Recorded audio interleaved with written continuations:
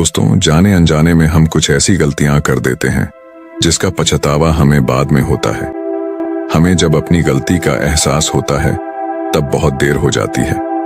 तब तक हम बर्बाद हो चुके होते हैं। तो आखिर वो जीवन में कौन कौन सी गलतियां हैं जिसके बारे में हमें पता नहीं है, जो हमें बर्बाद कर रही है। आइए आज इस कहानी में यही बात करते हैं कि इंसान की कौन कौन सी गलतियां हैं जो उन्हें बर्बाद कर देती है। अपनी बर्बादी के कारण अगर हम पता कर लें तो हमारा जीवन सुखमय बन सकता है। बहुत समय पहले की बात है। एक नगर में एक धनी सेठ रहा करता था। उस सेठ के पास सभी तरह की सुख सुविधाएं थीं, लेकिन उसकी कोई संतान नहीं थी। संतान के दुख में वह हमेशा चिंतित रहता था। फिर एक दिन उसे पता चलता है कि उसकी पत्नी गर्भवती है। वह बहुत प्रसन्न हो जाता है। फिर उसने अपनी पत्नी का खूब ख्याल रखा।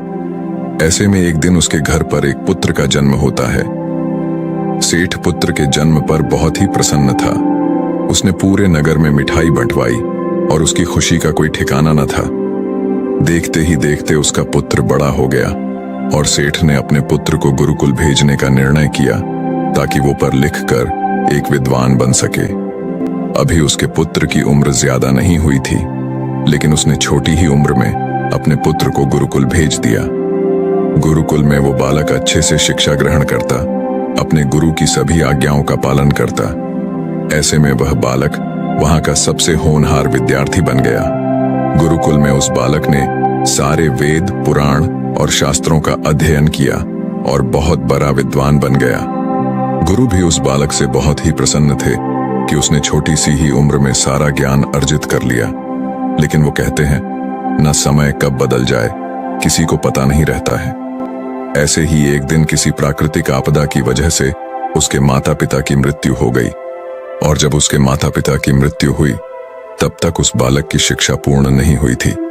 और जब उस बालक ने इस खबर को सुना कि उसके माता पिता इस दुनिया में नहीं रहे और उनका सब कुछ बर्बाद हो चुका है, तो उस बालक का इस सांसारिक मोह माया से मन उठ गया। उसके बाद उस बालक ने निश्चय किया कि वो गुरुकुल से शिक्षा पूर्ण करने के बाद अपना संपूर्ण जीवन लोगों की भलाई में व्यतीत कर देगा। और जब उस बालक की शिक्षा पूर्ण हो गई, उसके बाद वो बालक सन्यासी बन गया और वह सांसारिक वस्तुओं से दूर हिमालय की जंगल में चला गया। वन में जाकर उसने लंबे समय तक तपस्या की। तपस्या पूर्ण करने के बाद उस सन्यासी ने लोगों को शिक्षा देना प्रारंभ कर दिया। समय के साथ साथ उस सन्यासी की चर्चा चारों तरफ होने लगी और दूर दूर से लोग उसके पास शिक्षा ग्रहण करने आने लगे। और बहुत से लोग उसके पास अपनी समस्याओं का समाधान खोजने के लिए भी आने लगे। सन्यासी सभी लोगों की समस्याएं बड़ी आसानी से सुलझा देता, जिस वजह से वो पूरे राज्य में मशहूर हो गया था।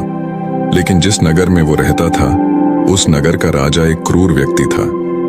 जब राजा को उस सन्यासी के बारे में पता चला तो उस राजा ने उससे मिलने का निश्चय किया। अगली सुबह राजा अपने महल से निकलकर उस सन्यासी से मिलने के लिए निकल गया और फिर सन्यासी के कुटिया के बाहर पहुंच गया। वहां पहुंचकर जब राजा ने उस सन्यासी को देखा, तब राजा उस सन्यासी को देखता ही रह गया। उसके चेहरे पर एक अलग ही तेज था। जब वो उस सन्यासी के पास पहुंचा, तब राजा को अपार शांति का अनुभव हुआ। उस राजा ने सन्यासी को प्रणाम किया और उनके पास ही बैठ गया और उनसे वार्तालाप करने लगा। वो राजा पहली ही मुलाकात में उस सन्यासी के व्यक्तित्व से इतना प्रभावित हुआ कि उसने उसी समय से अच्छाई की राह पर चलने की ठान ली और मन ही मन सोचने लगा कि इतनी छोटी सी मुलाकात में यह सन्यासी मुझे इतना बदल सकता है, तो अगर यह हमेशा मेरे साथ ही रहने लगे तो मेरी तो जिंदगी ही बदल जाएगी। और यही सोचकर राजा सन्यासी से महल चलने का आग्रह करने लगा। राजा का आग्रह सुनकर सन्यासी मना नहीं कर पाया और वह राजमहल चलने को तैयार हो गए। फिर राजा सन्यासी को लेकर राजमहल की ओर चल दिया। राजमहल पहुंचने पर राजा ने सन्यासी का खूब आदर सत्कार किया और उसके बाद राजा ने सन्यासी को एक सही कमरे में भोजन करवाया। भोजन के बाद सन्यासी ने राजा को धन्यवाद कहा और राजा से जाने की अनुमति मांगी। यह सुनकर राजा ने कहा कि आप हमारे बगीचे में जब तक चाहे रह सकते हैं। आपको यहाँ पर किसी भी प्रकार की असुविधा नहीं होगी और आप यहाँ रहेंगे तो हमारे प्रजा को भी अच्छा लगेगा और हमें भी अच्छा लगेगा। यह सुनकर सन्यासी ने राजा का प्रस्ताव स्वीकार कर लिया। उसके बाद राजा ने सेवकों से कहा कि सन्यासी महाराज के लिए बगीचे में रहने का, खाने का, वस्त्र इत्यादि का प्रबंध किया जाए। राजा की आज्ञा के अनुसार सेवकों ने एक सुंदर कुटिया का निर्माण कर दिया। उसके बाद वह सन्यासी उसी कुटिया में रहने लगे। सन्यासी को उस कुटिया में रहते रहते कई साल बीत गए और इस दौरान राजा ने उनकी खूब सेवा की। एक बार एक आवश्यक काम की वजह से राजा और रानी को किसी दूसरे राज्य में जाना पड़ा, इसलिए उन्होंने एक सेवादार को सन्यासी की सेवा में नियुक्त कर दिया। पर वो सेवादार राजा के जाने के बाद बीमार पड़ गया और अपने घर चला गया और कभी लौटकर वापस नहीं आया।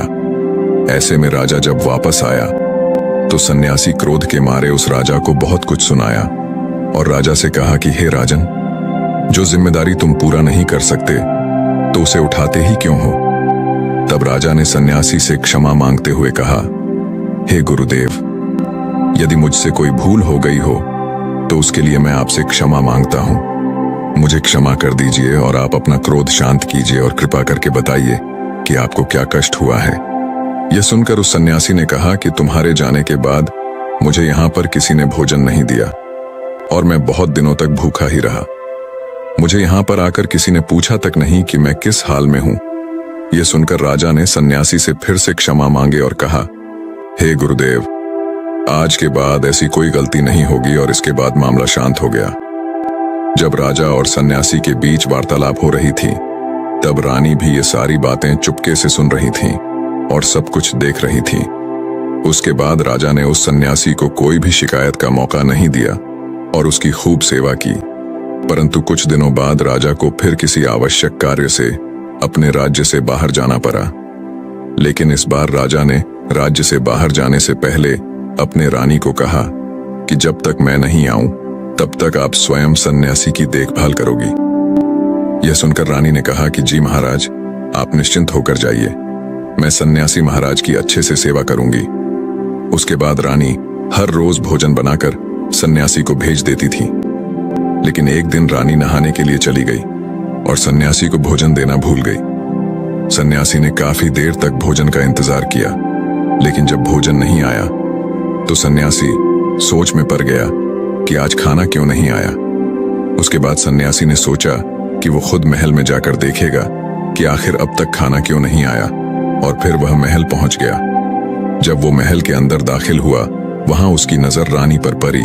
रानी के लंबे लंबे घने काले बाल जो कि उसके कमर पर लहरा रही थी, उसकी कजरारी आंखें जो देखने मात्र से किसी को भी घायल कर दे, उसकी हिरनी जैसी चाल। रानी के इतने सुंदर रूप को देखकर सन्यासी चकित हो गया और रानी की सुंदरता सन्यासी के मन में घर कर गई और वह वहां से बिना कुछ कहे ही अपनी कुटिया में लौट आया। सन्यासी रानी के रूप की सुंदरता को भुला ना सका और वह खाना पीना छोड़कर अपनी कुटिया में पड़ा रहा। सन्यासी अपने विचारों के चलते कई दिनों तक कुछ नहीं खाया, जिस वजह से वो बहुत कमजोर हो गया। फिर कुछ समय बाद राजा वापस लौटे और जब उन्हें सन्यासी की हालत का पता चला तो वह सीधे सन्यासी से मिलने उनके कुटिया के पास पहुंच गए और बोले कि हे गुरुदेव, क्या बात है, आपको क्या हो गया है और आप इतने कमजोर कैसे हो गए? आखिर आपको किस बात की चिंता है? किस गहरी सोच में डूबे हुए हो? क्या मुझसे कोई भूल हो गई है? तब सन्यासी ने कहा कि नहीं राजन, आपसे कोई भूल नहीं हुई है। यह सुनकर राजा ने कहा, तो फिर आखिर क्या बात है, आप मुझे बताइए, मैं आपकी परेशानी जरूर हल करूंगा। यह सुनकर सन्यासी ने राजा से कहा कि हे राजन, मैं आपके रानी की अद्भुत सुंदरता को देखकर उनके विचारों में खो गया हूं और अब मैं रानी के बिना जिंदा भी नहीं रह सकता। यह बातें सुनकर राजा हैरान रह गया और कुछ देर सोचने के बाद राजा ने उस सन्यासी से कहा, मैं आपको रानी दे दूंगा। यह बात सुनते ही सन्यासी बहुत प्रसन्न हो गया। फिर राजा सन्यासी को लेकर महल चले गए और जब राजा सन्यासी को लेकर महल पहुंचे, उस दिन रानी ने सबसे सुंदर वस्त्र पहनी हुई थी। फिर राजा रानी के पास पहुंचे और रानी से कहा कि आपको इस सन्यासी की मदद करनी चाहिए। यह बहुत कमजोर पड़ गए हैं और मैं नहीं चाहता कि किसी ज्ञानी पुरुष की हत्या का कलंक मेरे सर पर लगे। उसके बाद राजा ने रानी से पूछा कि क्या आप इस कलंक को अपने सिर लेना चाहेंगे? राजा की यह बात सुनकर रानी ने राजा से पूछा कि आखिर इस सन्यासी के दुख का कारण क्या है। तब राजा ने रानी से कहा कि सन्यासी आपके अद्भुत सुंदरता के दीवाने हो गए हैं। राजा की यह बात सुनकर रानी ने कहा, राजन आप चिंता न करें, अब आप सब कुछ मेरे ऊपर छोड़ दीजिए। मुझे पता है कि मुझे अब क्या करना है। उससे आपके ऊपर न तो सन्यासी के हत्या का पाप लगेगा और न ही उससे मेरी पवित्रता का नाश होगा। रानी की यह बात सुनकर राजा ने रानी को सन्यासी को सौंप दिया। उसके बाद सन्यासी रानी को लेकर कुटिया में पहुंचे। कुटिया के अंदर दाखिल होकर रानी ने सन्यासी से कहा कि हमें रहने के लिए घर चाहिए, हम इस झोपड़ी में नहीं रह सकते। ये सुनकर सन्यासी राजा के पास गया और राजा से जाकर बोला कि हे राजन, हमें रहने के लिए एक घर चाहिए। सन्यासी की बात सुनकर राजा ने उनके लिए घर का प्रबंध कर दिया। फिर सन्यासी रानी को लेकर घर पहुंचा। जब रानी सन्यासी के साथ उस घर पर पहुंची, तब रानी ने कहा कि यह घर तो बहुत गंदा है और इसकी हालत बहुत खराब है, मैं इस घर में नहीं रह सकती। यह सुनकर फिर से वो सन्यासी राजा के पास गया और राजा के पास जाकर बोला, हे राजन, आपने जो हमें घर दिया है उस घर की हालत बहुत खराब है। सन्यासी की बात सुनकर राजा ने घर की हालत ठीक करवा दी। उसके बाद फिर रानी घर के अंदर गई और नहा धोकर बिस्तर पर आ गई। फिर सन्यासी भी बिस्तर पर आ गया। फिर उसके बाद रानी ने सन्यासी से कहा कि आपको पता है आप कौन हैं और अब आप क्या बन गए हैं। आप एक महान सन्यासी थे जिसके लिए राजा स्वयं सारी सुविधाएं उपलब्ध कराते थे। ऐसा सन्यासी जिसके पास लोग दूर दूर से ज्ञान ग्रहण करने के लिए आते थे, जो लोगों को सत्य की राह दिखाया करते थे, जो लोगों की समस्याओं का समाधान करते थे, जिनको सभी लोग सर्वश्रेष्ठ गुरु मानने लगे थे, जिनकी लोग भगवान के रूप में भी पूजा किया करते थे।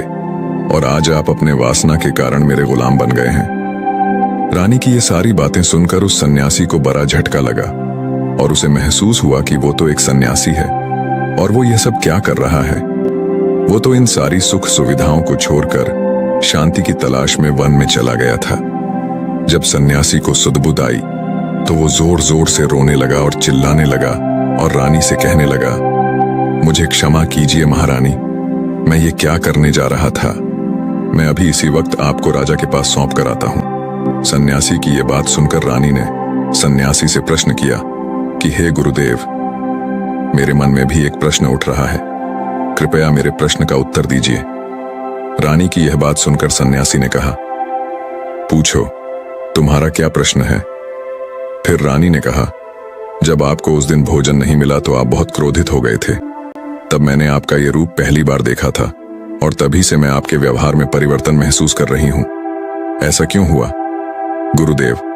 आखिर आपको इतना क्रोध क्यों आया? आपने तो शांति की प्राप्ति कर ली थी। रानी की बातें सुनकर सन्यासी ने कहा कि जब मैं वन में था तो मुझे समय पर भोजन नहीं मिलता था।